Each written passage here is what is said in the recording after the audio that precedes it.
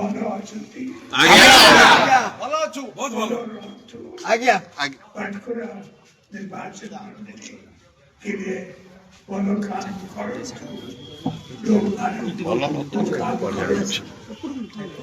मैंने आप जानते हैं एक आदमी को चांस दिया था कि वो कुछ काम करे आपके लिए, आपके निर्वाचन मंडली के लिए, पर फिर पता चला कि वो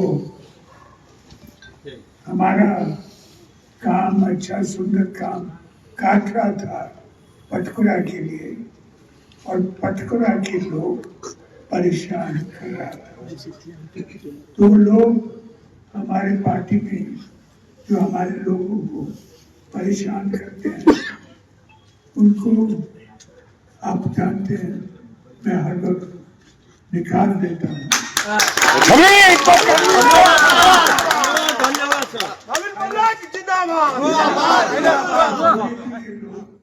परेशान ना करें तो आप सब खुश से रहिए, अच्छा काम करिए, आपके लिए बहुत अच्छा लीडर जरूर डालेंगे।